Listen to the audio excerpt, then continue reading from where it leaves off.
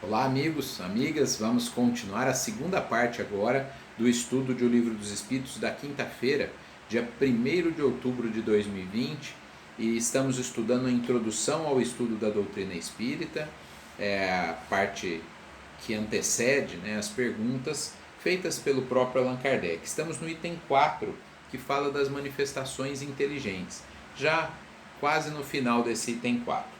Então, eu estava dizendo na parte anterior que o Espírito aconselhou que se adaptasse um lápis ali na cestinha. Isso foi feito.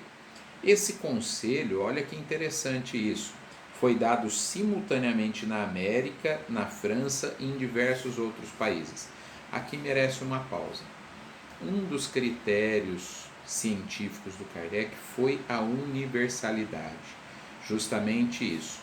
Então, uma reunião mediúnica lá nos Estados Unidos, uma reunião mediúnica, eles nem chamavam de reunião mediúnica, né? Eram as reuniões das mesas girantes e tal.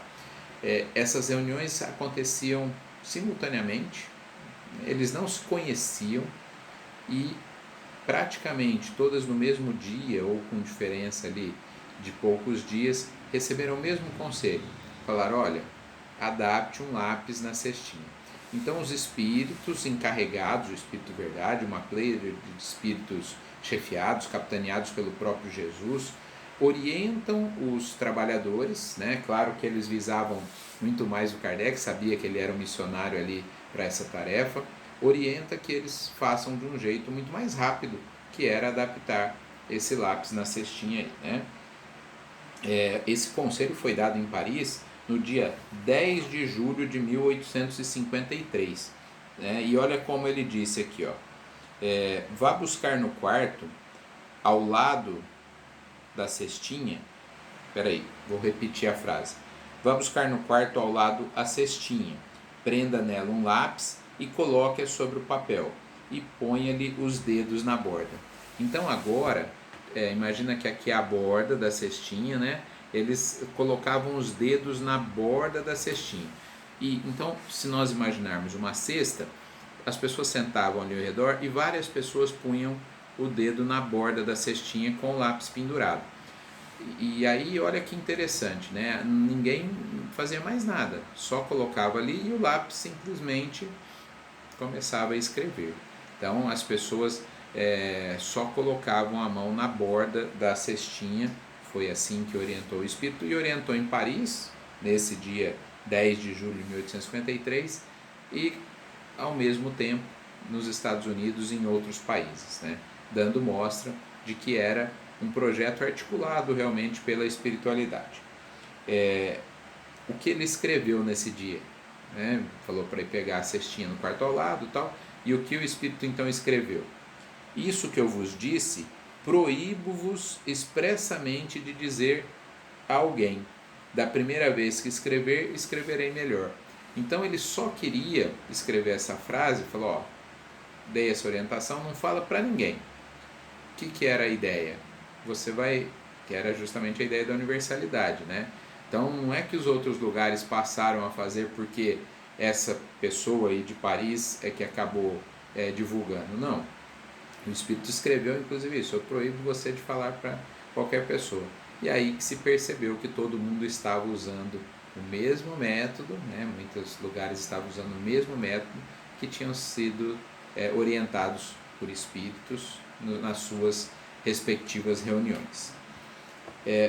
Aqui ainda no item 4 está escrito o seguinte: e foi assim que muitas pessoas passaram a usar uma prancheta, porque eles perceberam que a cesta, a prancheta, nada mais era do que um suporte ali para colocar o lápis. Então, alguns passaram a usar a cestinha, outros a prancheta, mas agora não eram mais pancadas, né? A cesta ou a prancheta não podem ser postas em movimento senão sob a influência de certas pessoas dotadas para isso de um poder especial e que se designam pelo nome de médiuns, ou seja, intermediários entre os espíritos e os homens. Então aquelas cestas não faziam nada, mas quando tinha médiuns ali próximo, né, colocando as mãos ali na borda, aí sim essas cestas se movimentavam.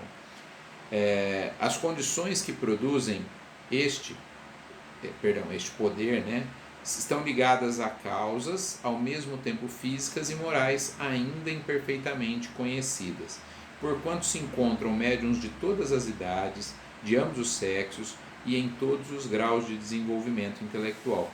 Então Kardec falou, olha, tinha médium que era adolescente, tinha médium que era adulto, bem mais velho, pessoas analfabetas, pessoas cultas, homens, mulheres, ou seja, todos os tipos de médiums, e o fenômeno se realizava da mesma maneira. Por quê? Porque não dependia do médium, ele só fornecia, aqui eu vou adiantar uma palavra, né? Fornecia ectoplasma, é uma substância que nós temos no citoplasma das nossas células, né?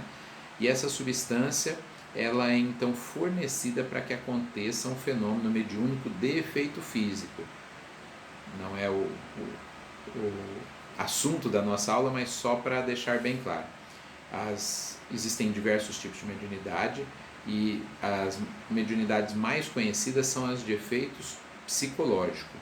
Por exemplo, a psicofonia, onde a pessoa fala, a psicografia, onde ela escreve, a vidência, a audição, são fenômenos de efeitos intelectuais. Como assim?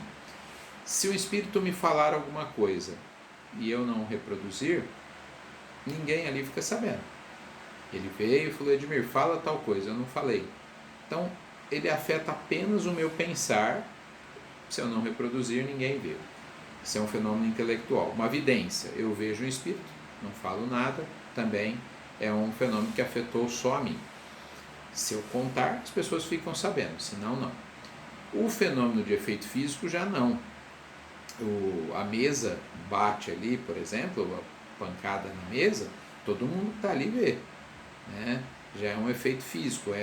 O copo levita, né? Uma levitação é um fenômeno de efeito físico. Então, existem fenômenos de efeitos intelectuais e fenômenos de efeitos físicos. Na época da codificação, muitos médiuns, e até antes um pouco da codificação, muitos médiuns encarnaram com a tarefa de serem médiuns de efeitos físicos. As pessoas falam, tão legal isso daí, por que não tem hoje? Porque não tem mais propósito isso. Na época era a ideia, né, do planejamento da vinda da doutrina, que se chamasse atenção para os fenômenos, para que as pessoas então, o próprio Kardec, né, se não fosse um fenômeno tão fantástico, ele teria dado bola. Então, os fenômenos tinham que ser chamativos. Então nós tínhamos médiuns, as irmãs Fox nos Estados Unidos, Emanuel Swedenborg, Daniel Douglas Home, né, Eusapia Palladino na Itália, enfim, médiuns de efeitos físicos no fim do século XIX, segunda metade do século XIX, e até começo do século XX, que era o propósito, chamar a atenção para a fenomenologia. Temos inclusive mais ou menos essa orientação da espiritualidade, que os primeiros 70 anos da doutrina, então vamos supor assim, de 1857, quando foi lançado o Livro dos Espíritos, até 1927, foi um período de muitos fenômenos mesmo, 70 anos, onde precisava se chamar a atenção através do fenômeno. De 1927 até 1997, outros 70 anos, foi o período onde a doutrina se espalhou, em especial no Brasil, né, onde a grande maioria das instituições espíritas foram fundadas. Se pegar a grande maioria das casas espíritas no Brasil, foram fundadas de 1927 até 1997, talvez 80% ou mais. O Calvário ao Céu é uma exceção, foi fundado antes, né, em 1908, das casas centenárias pioneiras aí. O fenômeno, me perdi aqui, eu fui falar da fundação do Calvário ao Céu, mas enfim, e depois de 97, é isso que eu ia falar. Depois de 1997, nós passamos a ter a terceira fase, que é a fase do estudo e da reforma íntima, onde a gente tem que compreender a doutrina e fazer a nossa transformação. Então, se num primeiro momento os fenômenos mediúnicos precisavam chamar atenção, no segundo momento era hora de espalhar as casas espíritas, e agora é a hora de nós espíritas nos transformarmos, né? E claro, a transformação passa essencialmente por entender o que tem que ser transformado. E essa compreensão passa essencialmente pelo estudo da doutrina espírita. Porque senão fica aquela coisa assim, vou mudar. Mudar para quê? Como? Que é importante? O que eu tenho que mudar? O que eu tenho que acrescentar? O que eu tenho que deixar? Então é importante que o estudo nos clareie o caminho a seguir. Voltamos daqui um pouco.